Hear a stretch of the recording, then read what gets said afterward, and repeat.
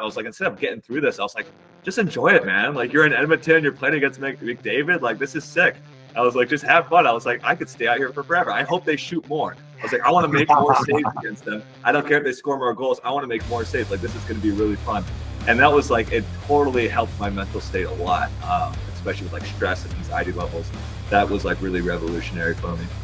I like that. There's only 10 minutes left. There's only 7 minutes left. That sucks. I want more. It's like, I could have gone in the summer and been like, oh man, like I'm going into Springfield. You know, they have a good guy returner and a top prospect. You know, like I'll probably be the third guy. Or who knows? I might get cut. Like, what's the point of even working hard? You know, and then it's like, but if you just like dial it in and just like work your ass off, like, because you never know when that opportunity is going to happen, you know, and then it ends up happening and it comes down to like one game or maybe like one shot or one save or whatever. And then that could like make or break. I think like the biggest thing for me that I think maybe not everybody has is that like, I love it, like going out every single day. And I love, like, I don't want to leave the rink. Like I'm usually probably one of the last guys to leave the rink every single time. Not because I'm like, again, oh, I hope the coaches notice or I hope people are watching me. You know, it's like, because I just love being there. I love like skating as much as possible. I love being on the ice. Like, you know, like here, like Stop at Camp, like I'm skating every single day, some days like twice a day.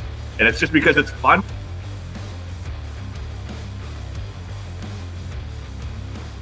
So we're really excited to have former San Jose Shark and current Calgary Flame, Devin Cooley, on the podcast today. We're really excited to have you here, Devin. We're going to dive a little bit about your history, but I just wanted to welcome you to the podcast. Yeah, thanks. I'm happy to be here. Fantastic. So we were talking a little bit earlier about your In Goal podcast.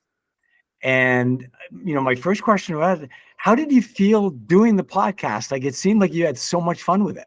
Yeah, it was really fun. I think it was like the first week when the season ended. Yep. And the guy DM'd me on Instagram and he's like, hey, do you want to like do this podcast? I was like, yes. I'm like bored out of my mind. I was like, I would love to do it. And he goes, yeah, like we'll do it for like 30 minutes or so. And then I don't want to take up too much of your time. I was like, dude, take up all of the time you need. I was like, I could talk about this stuff all day.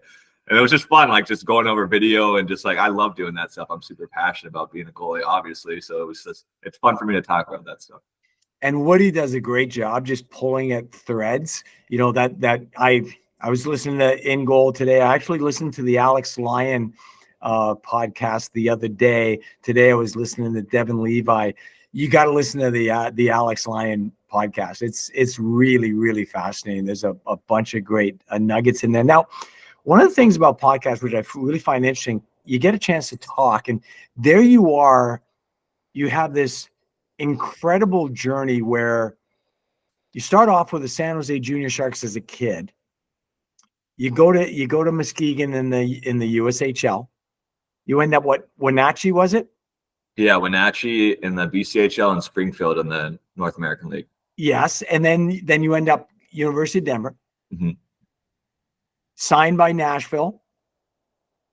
Then you sign with Buffalo. You're in Roch. They've got 18 goalies on the roster between Roch, Buffalo. I mean, they're loaded. So it's a battle to get game time. And then all of a sudden, out of the blue, you end up back home playing for your hometown team and in the NHL. And that podcast, like right after the season, was probably your first time to really start thinking and articulating what that whole experience meant.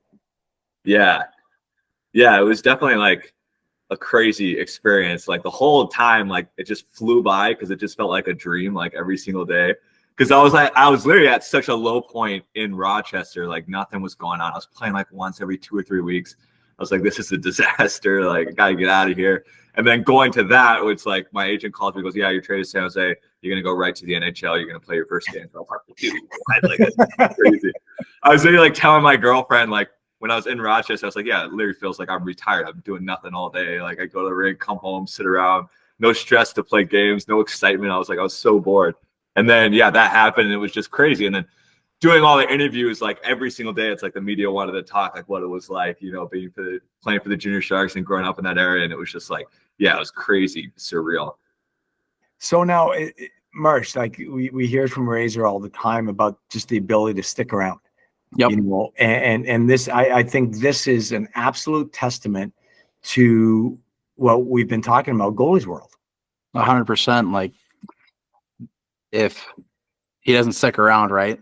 If he just hangs him up because Rochester's not going well, then this opportunity never happens. He never ends up playing with his hometown team, and he doesn't end up with a contract for the next 2 years in Calgary, right? So that ability to stick around is really, really important, right? So yeah, that's what I kept telling myself, that because I've been in that situation. It feels like every single year where it's like it's not going well and it's kind of a disaster.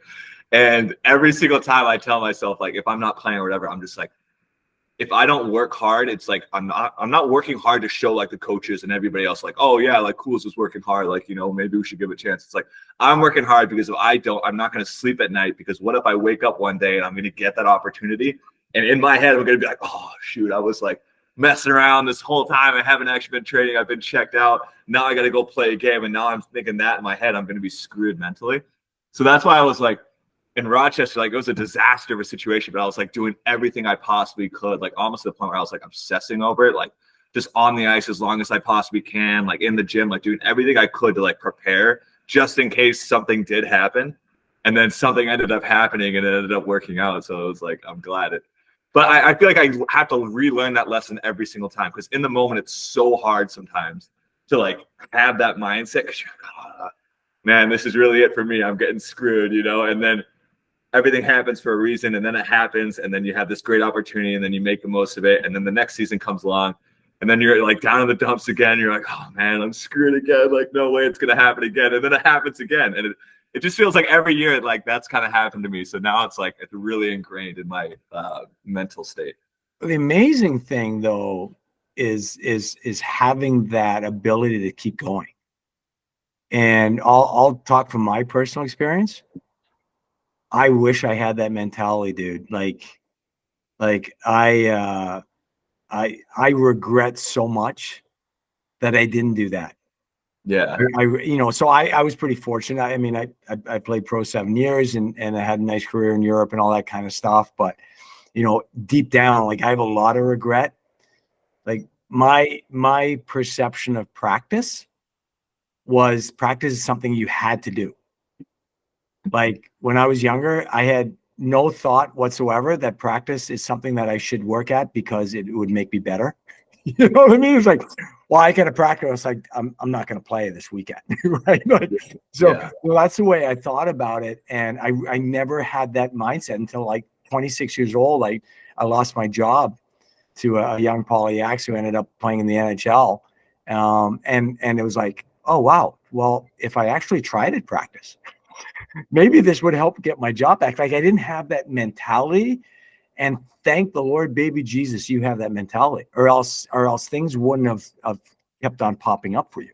For sure. I think like the biggest thing for me that I think maybe not everybody has is that like I love it, like going out every single day, and I love, like, I don't want to leave the rink. Like I'm usually probably one of the last guys to leave the rink every single time, not because I'm like, again, oh, I hope the coaches notice, or I hope people are watching me. It's like because I just love being there. I love like skating as much as possible. I love being on the ice. Like, like here, like Stop at Camp, like I'm skating every single day, some days like twice a day. And it's just because it's fun for me. Like I have a blast out there. So it's pretty easy for me to just like have that mindset, And the thing that I love about Dev is we worked on rotations this past week, right? And the moment that it clicked for him, you could see him just light up, and it's like, oh my God, I learned something new and I figured it out. And it was the most unbelievable thing. The excitement that he had was unbelievable. So just like lesson for the goalies who are listening and watching, right? Like be excited to learn new things, be excited to get your game to that next level too, right? Like that was awesome to see from you. Where's the passion come from? I don't know. I've kind of just had it since I was a kid. Like I just remember like being a little kid, and like when I first started playing hockey, like just obsessing over it all the time. I had like a little hockey folder where everything about hockey I would just like put in my little folder, and I'd like constantly be looking at it all day and trying to find new things to add to the folder. My dad would get me books and stuff, and I'd just like read the books. And I don't know, I just kind of like, I've always really liked it. It's always just been a lot of fun for me. But yeah, going back to your point, Merce, is when I get most frustrated and most down on myself is when I'm like not having success, but then I don't know why I'm not having that success, or I don't know like the key to fix it.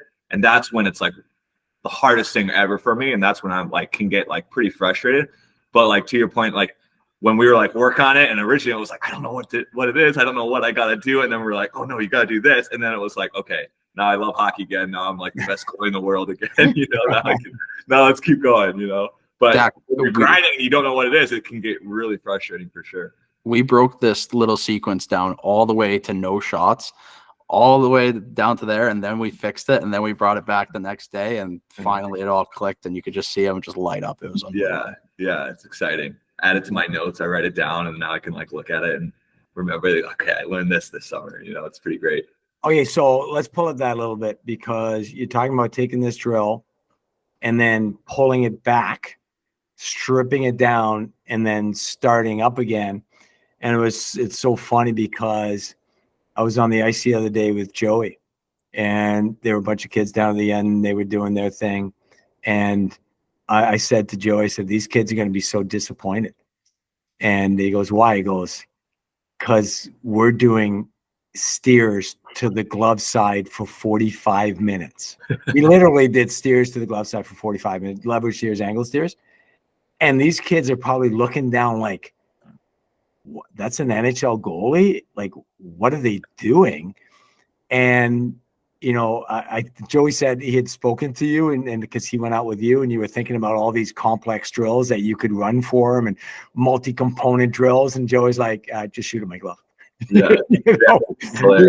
The core of goaltending comes down to that foundation. And that, I love the fact when you say you guys stripped it back, got to the core, and then built up again. Mm-hmm. Yeah, absolutely. And the thing I love about Joey too is like his like technical game is so ingrained like in his body and in his mind. Like his muscle memory is so like ingrained from like working at Stop It and doing that since he was a kid, that like he took off 3 months and then we skated together for his first time back on the ice, and it was like, dude, you could have told me he skated yesterday and I would have believed you, or like he would have taken a week off and I would have believed you, like 100%. It's just like he's so dialed in. It was pretty fun to watch. Awesome. Hey, let's go back, since we're stripping it back. Let's strip this back to the first time I saw you play. Okay, you probably don't know when the first time I saw you play was, but it was in Pittsburgh. Oh yeah, it was at the USHL Fall Classic. And I believe you were at a North American League camp at the time. Yeah. And you got the call from Muskegon, come in for a tryout.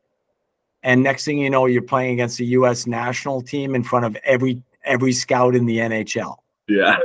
Right. That was kind of like your big break in a way, right? Yeah. Can you tell us a little bit about that whole experience? Yeah, I mean, it was kind of like a similar experience from when I got traded to Rochester to San Jose a little bit. I was like, I was in Springfield in the North American League, and originally it was me and 2 other goalies, and there was a 95, a guy who was 2 years older than me, and Muskegon called him up originally. And I was like, oh, this is great. We're going to have 2 goalies here in Springfield now. And I was like, finally, I don't have to stress about having 3 goalies anymore. And the guy who got called up thought he was like fully moving there. He packed up all his stuff. He went over there. He was there for 1 game, and then they sent him back down. And then I heard, I was like, he's getting sent back down. I was like, oh, dude, I'm so pissed. And then all of a sudden, I'm getting a call from Springfield's GM saying, hey, you're getting called out to Muskegon too. And I was like, oh, dude, that's crazy. And then, yeah, I was there for like, I think we had like 1 or 2 practices, and I had a really good practice. I was like, well, like, I feel like I could actually do this. And then I went and played against Team USA, and it was just like the most insane thing ever. Like just so many like goosebumps, and like, this is crazy. I told like all my youth hockey friends from Northern California, like the Junior Sharks, I was like, I just got called up to the USHL. I was like, I'm going to play against Team USA. It's like, when you're from that area, it's like, that's like alien, It's like, nobody does that. That's only like the Minnesota kids and the Mass kids. Like nobody from that area does it. So it was just like, it was a crazy feeling. And then, I think the game ran pretty well, but we ended up losing, unfortunately, but ended up working. That was a U18 team too. Yeah. That team was stacked. And you stood on your head, dude. You earned yourself like in 1 game, you earned yourself a year in the USHL. Yeah. It's crazy how that works, right? like nuts to think about. You're sitting there and you're concerned that the other goalie's coming back. And that's going to make it hard for you to make or get ice time for that North American, for Springfield in the North American League. And next thing you know, you're called up playing the national program, standing on your head. It's the last weekend of preseason. You're on the team. Thanks for coming. Yeah, literally. And that's it kind of goes back to what I was saying earlier, where it's like, that's why you work so hard for it. It's like, I could have gone in the summer and been like, oh man, like I'm going into Springfield. They have a good guy returner and a top prospect. Like I'll probably be the third guy. Or who knows? I might get cut. Like, what's the point of even working hard? And then it's like, but if you just like dial it in and just like work your ass off, like, because you never know when that opportunity is going to happen, and then it ends up happening, and it comes down to like one game or maybe like one shot or one save or whatever, and then that could like make or break your career. It's pretty crazy to think about. Merce, did you ever have a moment like that where one game, one situation changed whether you were going to be the starter, the backup, whether you're going to make a team, not make a team? Something a little bit similar. When I was in junior, I was the third string on the junior Bruins when it was Premier was the top level, right? Okay. And we went down to Philadelphia. They gave me a game because Philadelphia was a weaker team and all that stuff. Played well against them, and then we get all the way back to Marlborough after going down to Philadelphia. That Monday, they're like, hey, Philadelphia wants you, so we're going to trade you there. So, but then I went down there, and that was kind of my breakout of everything because they were a weaker team, and I had to make, 35, 40 saves a game. And that's where everything kind of took off from there. So you never know when it's going to happen, and you just got to take advantage of those opportunities. We probably sound like a broken record saying that, but it's so true. It's just whenever you get that opportunity, you got to hop in and play your game. And perform. It feels like, honestly, like with my career, I feel like it's happened to me every single year. Like there's been something where it's like, oh shoot. You all in Denver, same idea, right? Denver, it happened to me in Denver. It happened to me my first year in Milwaukee in playoffs, my second year in Milwaukee in playoffs, and then in Rochester, getting traded to San Jose. It's like, it seems like every single year in my pro career. And it happened in my first year in when I was in the East Coast League. I went from the East Coast League all the way up to the taxi squad in Nashville in the NHL, like right away. And it was just like crazy. And then, Denver happened because our presumed starter had to go back in for groin surgery. And then they're like, we need you to start games for us. And I had never really started a game yet in my sophomore year at Denver as a walk-on. And then it was like, oh, shoot, now you're the starter, and then I was thrust into it for 20 games or so. And it was, just crazy. Well, let's talk about that a little bit. Okay. Let's talk about that Denver. Yeah. We're talking about University of Denver, loaded, just a top a top team in college hockey, top program. And you played in the USHL with Muskegon, and Muskegon had just come off the year that they went to the finals. They sold off assets. They sold off their draft picks to do everything to win. They didn't win. And then you and Joey had to backbone the next year's team after that. And that wasn't an easy year for you guys. That was a tough. I finished last place in save percentage and goals against average. Yeah, I mean that, but that's what you're going to get, because at that time you're not looking at goal expectancy to balance things off. Right now you are, and then so now you end up after that a quick little year later, you're deciding to go to Denver, and you go to Denver with no scholarship, no guarantees, no nothing. And you say, I'm going to go there and I'm going to earn myself a freaking job. Yeah. What were you thinking? Yeah, it was like, well, honestly, because I did 2 years of juniors, and those 2 years of juniors, I just like it was a grind for me. I was grinding like those 2 years, like USHL, like obviously I finished in last place, like grinded, and then I got cut the next year from the USHL, went down to the Null, was grinding again in the Null, ended up losing the starting job in the Null, got traded to Wenatchee in the BCHL, started off great, but then ended up losing the starting job with Wenatchee in the BCHL again. And then it was like, okay, I got to like figure out how to like play games or do something or whatever. And I was just like grinding all summer, like going to a bunch of USHL camps, got cut from every single camp, but at this one USHL camp after grinding all summer, I think it might have been like Tri-Cities camp. I had an amazing camp. It was the first camp I went to. I did extremely well, but they basically said, hey, we already have, a 20-year-old, because it would have been my age that year in juniors. We already have a 20-year-old coming back. We want to bring in a young guy to be the backup and develop him. We don't need two 20-year-olds here. I'm like, yeah, like that's fair. Super disappointed, but that's actually where Denver saw me. And so my agent at the time approached me after the tryout and was like, hey, would you be interested in walking on somewhere? And I'm like, well, I have one more year of juniors. I was like, what school? And he's like, Denver. And I was like, absolutely, 100%. I didn't have to think, because that was like my dream school to go to. So I was like, 100%, let's do it. And he's like, all right, I think I can make it happen. Like they'll bring you on as a third walk on. And then, I went there, and then basically everyone kind of expected me to just be like this like terrible guy, like who wasn't very good at hockey, just like to be like a team guy, and like not really compete at all, but just be like a good person to have around the rink and stuff. And I went there for the summer, and people were like, I remember one of my teammates, actually, one of the older guys came up to me and he goes, why are you here? And I'm like, what do you mean? He goes, you're too good to be in this role. Like, you shouldn't be here. Like, this is a horrible idea for you. And I'm like, well, I didn't really have any other options, and I'm just happy to be here at Denver and blah, blah. And then, my freshman year, I didn't start a game. I played in 3, just in like relief appearances. And my goalie partner at the time was Dayton Rasmussen and Tanner Gillette. Gillette was a senior who had just won the Richter in the national championship.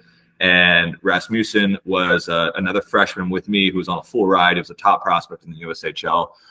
Very good goalie. And then he ended up struggling freshman year. And going into sophomore, he got cut, actually. So then it was me, the only returner, and then 2 freshmen. And I was basically told, hey, you're going to compete to be a number 2, number 3. We're bringing in another top. He won goalie of the year in the USHL, Philip Larson. And he's going to be the star, and you're going to compete with Michael Corson for a number 2, number 3 spot. And I'm like, okay, sure, that's great. Trained all summer at Stop It. Again, I was like, I feel really good. I'm like, I'm getting better and better. And then, like a week before the season starts, my captain, he's like, hey, can I talk to you? And I was like, yeah, sure. Takes me out to lunch. And I'm thinking, dude, I'm in so much trouble. Like, I did something. I'm done. I gotta find a new team. Yeah, I did something the weekend before at bars or something. And like, I'm gonna get busted here. And he's like, hey, I don't know if you've heard yet, but we're losing Larson for like half the season. We're gonna need you to be our starter.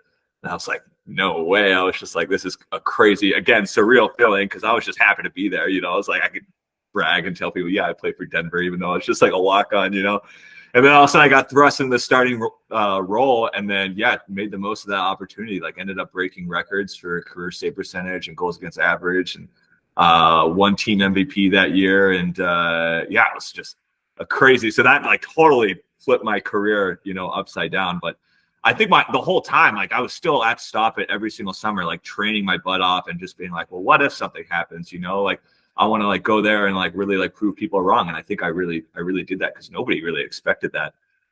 Maybe outside of the people at Stop It that saw me training, but who knows? Well, I'll go back and not blowing smoke or anything like that. But when I saw you play that game against USA, I was like, oh my God, like, your natural ability, I mean, it jumped off the ice. I mean, you've got the speed and quickness, explosiveness of a 5'9" goaltender, and you're 6 foot ginormous. Like you had that, and you compete at a very high level. I think you were just missing some structure.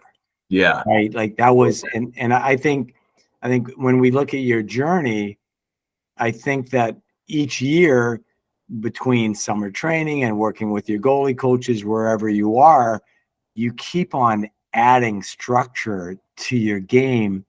And I almost feel like it's just putting all the pieces of the puzzle together for you, and you're not done yet. Yeah. You're still, how old are you now? 27, just turned 27. And like, you would think 27, you're cooked. You're still getting better every year. It's amazing. Yeah. I think it's like, I've just been trying to play catch up, because I never had goalie coaching really growing up. Like, my first goalie coach, I like to say, was Joey DeCord, and my goalie partner in Muskegon, because after practice, he would like come up and like teach me things. He's like, no, you got to do this. You got to do this. And I was just so lost. I had no idea what I was doing. Like if you were to ask me, hey, how do you play this situation? I would be like, I don't know. I just do it, and it was probably super wrong. And that's why I got lit up. But then, yeah, now it's like I'm still like feel like I'm playing catch up. And that's why I want to be on the ice so much, because there's so many things I'm still like learning. Like it was like Rochester last year. I basically was like, I hit a point where I was like, I don't know where I am in the net. I don't know when I'm square, when I'm not square. I was like, I don't know what to do. And so literally I went out with my goalie coach and we just put pucks where I think most of the shots come from. So we put one on like the face-off circle, one on the hash mark, one in the middle of the net, and then all around like the rink. And I was like, okay, tell me where I am and when I'm square, and then stop me and then just take a picture. And that way I'll know where my feet are. And then I would like make little marks on the crease and be like, okay, when the puck's here, I have to be this way in my crease, and then I'll be squared, like using all the lines. And that was last year. Like this is like my third, fourth year pro. And I'm like sitting there like trying to figure out where I am in the net, Yeah. So I feel like every summer I'm trying to like really break it down to the basics, because I never had that as a kid. And even like what Merce was talking about, like the rotations, like how do I know when I'm on angle, and that's what we're kind of focusing on this summer. And then I think you add that piece, all those pieces together with like my natural ability and size and speed and whatever. And that's when I think everything's going to finally click. I like joke around with Merce all the time. I'm like, one of these days, I'm going to be really good. I kind of want to bring it back to Denver just for a second, because a lot of our listeners and watchers and viewers are East Coast based. I just want to talk about like what's it like to play in the NCHC, North Dakota, Western Michigan, St. Cloud State. Just want to kind of touch on that just to give them a kind of a look into that as well. Well, he's asking that because he's a Nodak guy. Like he's all into Nodak. That's why he's asking it. But I went out there one time and I'm a doctored fan. I'm surprised he's not wearing his Nodak hat right now. Not today. Yeah, it's a tough league for sure. I mean, it helps when you're playing for Denver because they're usually at the top of that league, but like every single night, I would say it's like the most similar to the NHL. Like you're going to get like, you're not always going to see a ton of shots. There's a lot of skill, a lot of people like just waiting for those perfect opportunities to shoot.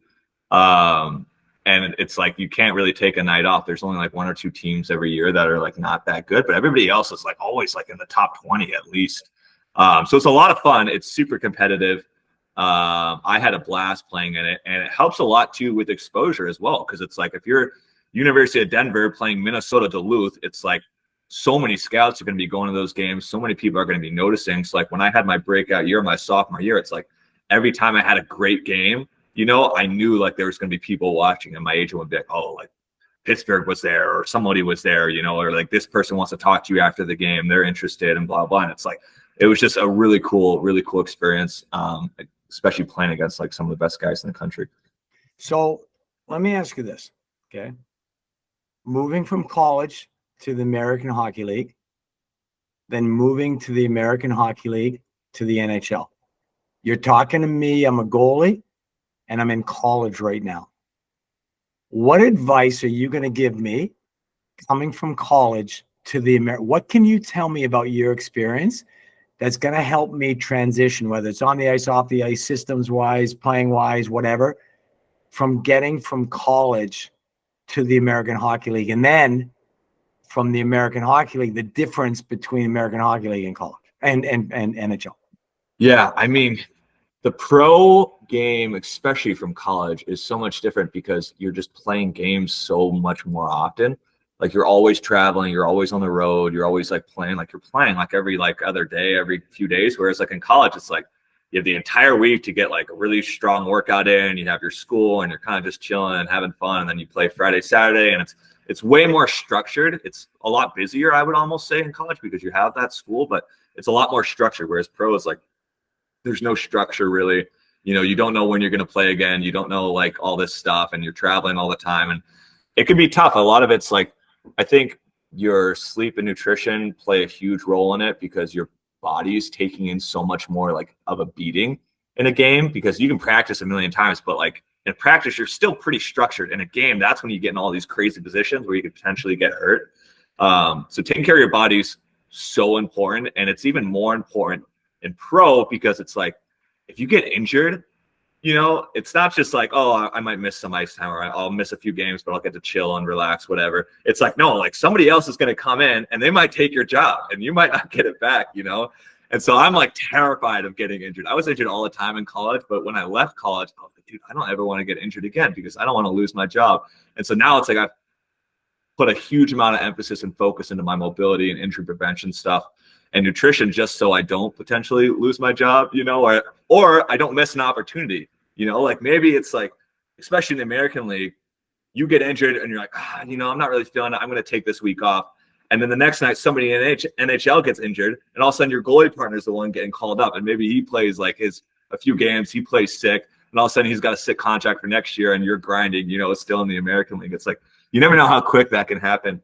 And then as far as like the actual gameplay, like the speed and decision making is definitely the toughest part. Like everybody, like even in college, like everybody can shoot the puck hard. Everyone can skate fast, you know, everyone's like pretty good at stick handling, but it's like the speed at which they make decisions is like crazy fast. It's like in the NHL, you take your foot off the gas for like 1 second and it's like in the back of your net. Like you always have to be like on alert. Like where is everybody? What are their next options? Like what could possibly happen? And you got to be tracking the puck the whole time you're doing that at the same time. And it's like, as soon as you're like kind of blank, it's like, boom, done.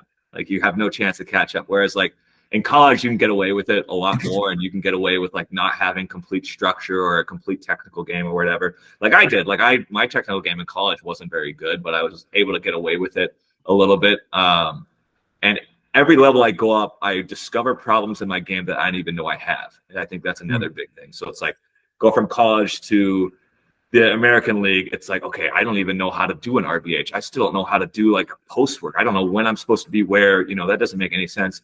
And then from the AHL to the NHL, it's like, well, I don't know where I am in the net. I'm like not even square. And it's like they have such a good shot. It doesn't matter how big you are, how quick you are, like you're going to get beat. Like your positioning is so key there. And so it's like, that's honestly my favorite part about going up the next level is I get to learn more about myself and learn more about what I need to work on. You know, it's amazing. Like you think about the first thing that came out of your mouth about, okay, what advice or what does someone have to know? It's taking care of your rest and your nutrition. And it seems when you live in a structured environment, that's pretty easy to do.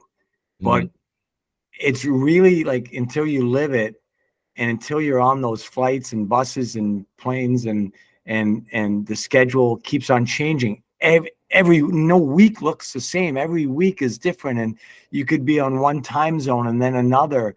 And it's so true what you said, like, and it's so hard to do because you're not in a rhythm. And to be able to take care of that rest and get your sleep and know when to work hard at practice and know when not to stay on the ice. Right? Like you gotta understand, like, you know, when to work out after a game and when not to, like because you need your energy for the games because players are so freaking good now.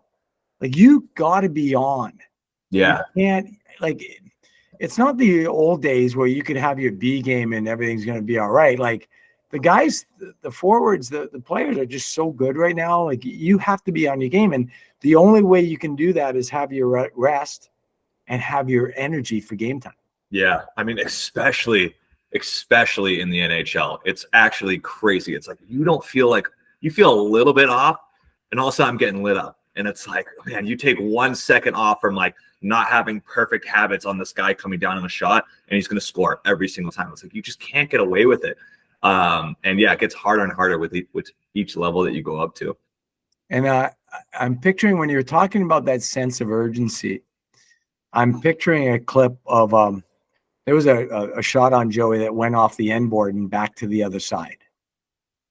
And he immediately rotate, plant, push, gets to his post, makes the save. And we actually were talking about the save and talking about the clip. And he goes, you know how long that took me to figure out that now, like, I think no matter what, I can't see someone's going to snag it, curl it, and shoot right away. Like, so it took a long time for him to understand that you've got to, even if you don't see it or don't know, you got to expect it to come and come fast. Yeah. And I think that's so cool that you brought that up, that you got that, because that was a big thing for him. Like, he figured out you got to expect that someone's going to do something sick with the puck. Yeah. Yeah. That's literally it. That's what I was telling myself, like, before my debut, besides like trying to not throw up from nerves. But I was like, dude, just get to your spots, go as quick as you can, like, know where everybody is on the ice and just watch the puck. I was like, that's what I was telling myself. That's the only thing I cared about. I was like, just get there. And yeah, it was just like, it's crazy how fast it is. Hey, Mars, are you going to ask the question about the quote, or am I going to ask the question about the everyone's going to die thing? Like, which one of us is going to bring this up first, Mars? I think it might have to be you. I mean, you already brought it up, so let's talk about it. Mars, you know what I'm talking about? I do.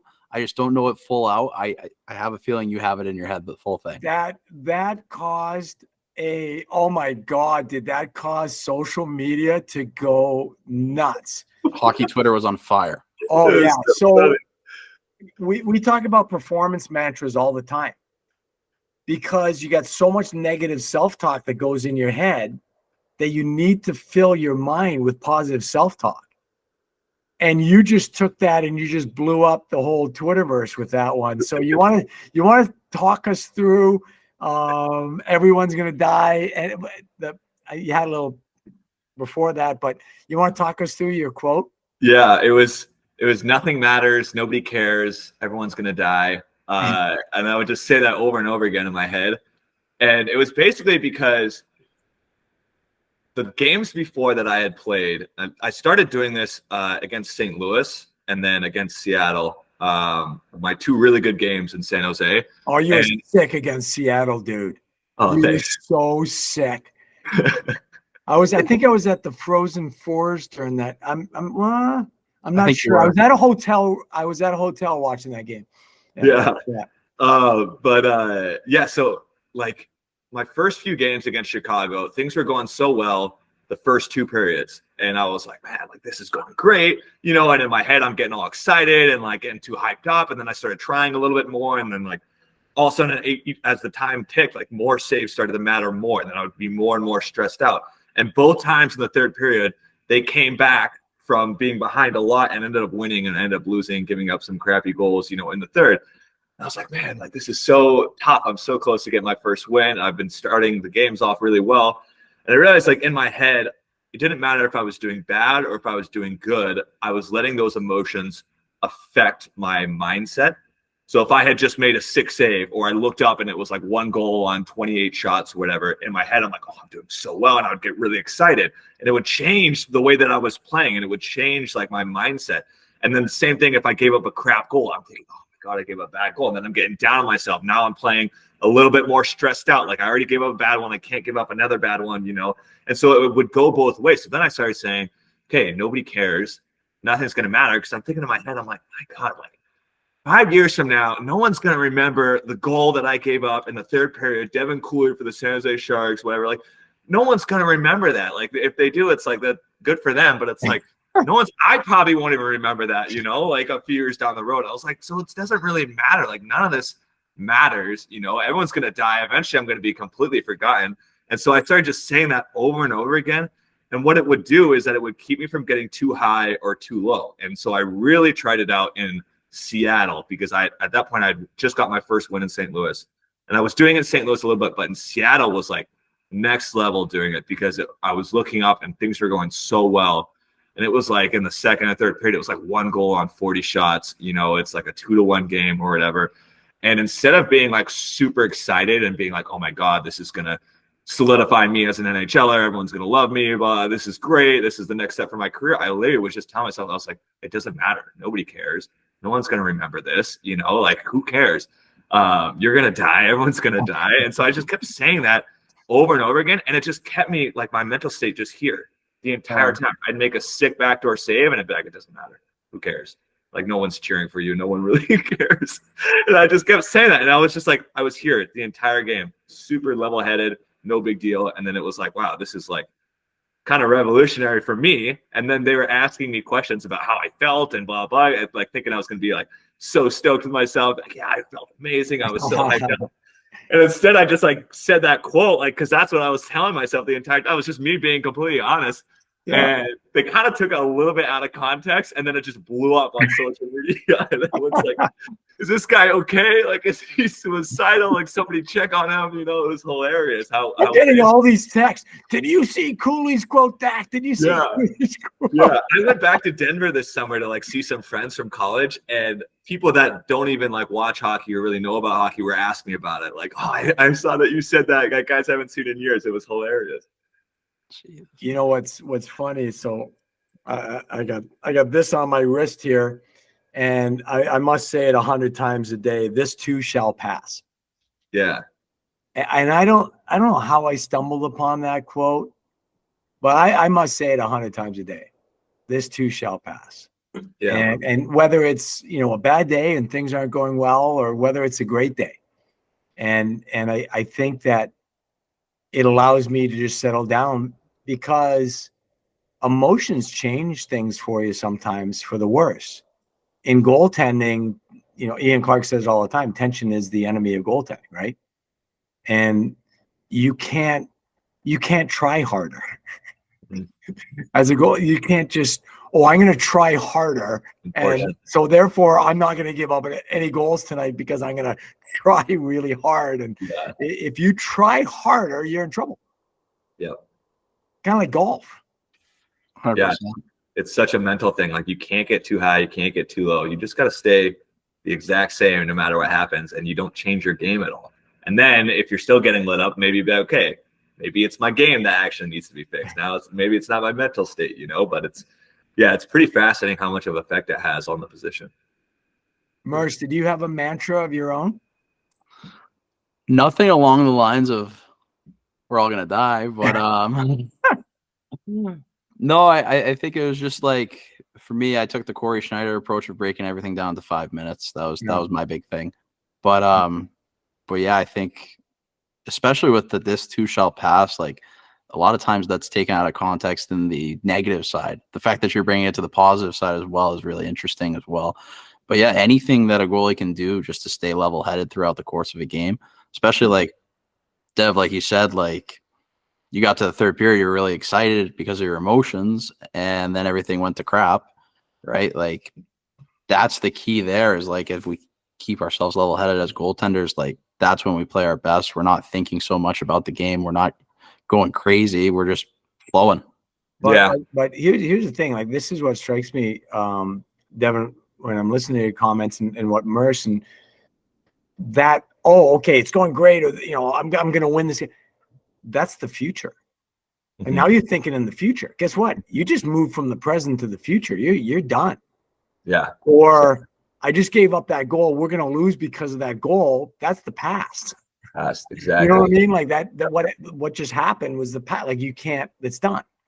Mm-hmm. So what I'm equating to this, I'm taking that level kind of mentality, but when I listen to it, I'm saying, you know, that's the now.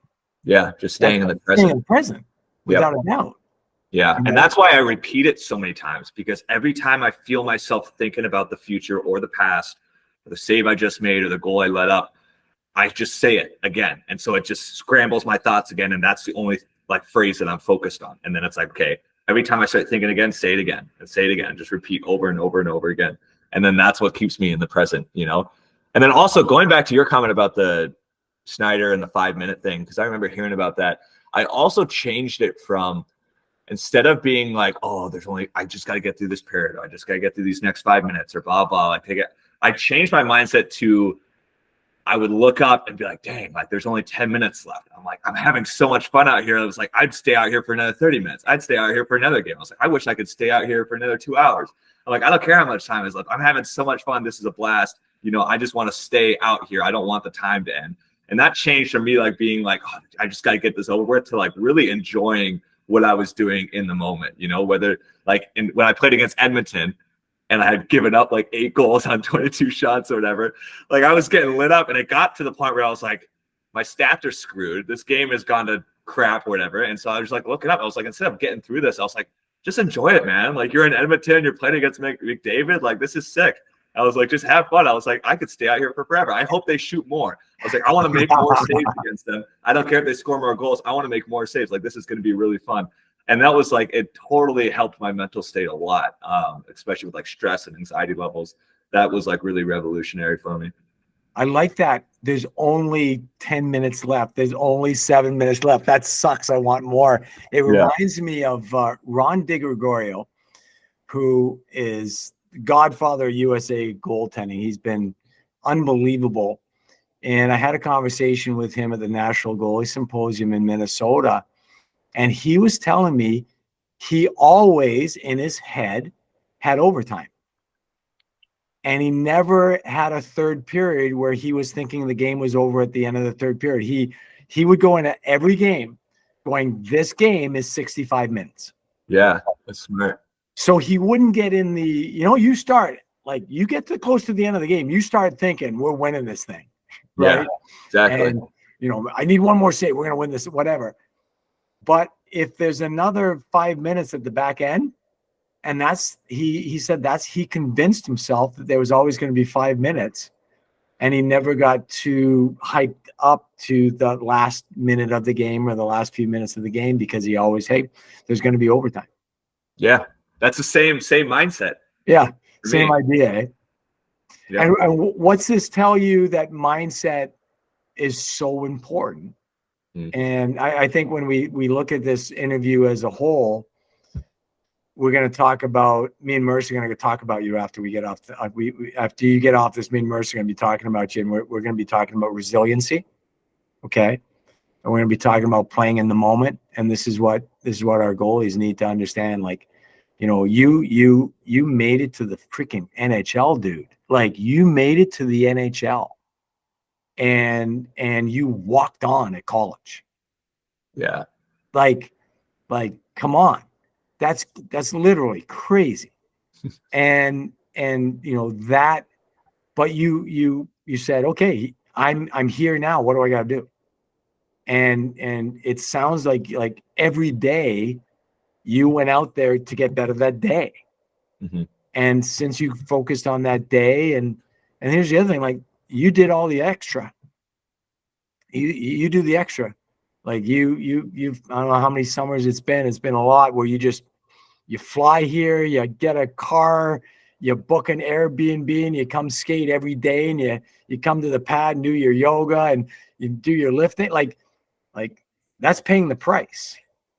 So the one thing that I want to leave you with is that you belong and you deserve it. You know what I mean? Like you get to Calgary, like you deserve to be there. You deserve to be on the ice, and you paid the price.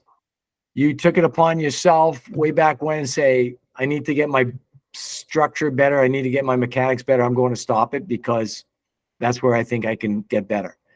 So, for you, I just want to leave you with, we're very proud of you here at Stop It for everything you've done. You've been a great inspiration for us as coaches, but for all the kids. I mean, they see you here, and next thing you know, they're watching you on national television. Like that, look at this guy. This guy busts his hump out there, and he's the first guy jumping in the net at game time at the end of practice. Right? Like, so you deserve it. You belong, and we wish you the best of luck. Thanks, Dak. Means a lot. 100%, and we'll get going back on the rotations come Monday, and keep working at it. And yeah, we'll just get you ready for camp. And it's awesome that we got you on and talk about your journey a bit, and just that mindset stuff is really important for the other goalies out there listening to this. So thank you very much. We really appreciate it.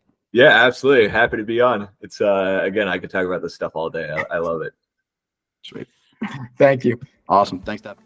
I hope you enjoyed the Goalie podcast by Stop It Goaltending You. If you haven't already downloaded the Stop It Goaltending You app, you can get your free 7-day trial at either the App Store or Google Play.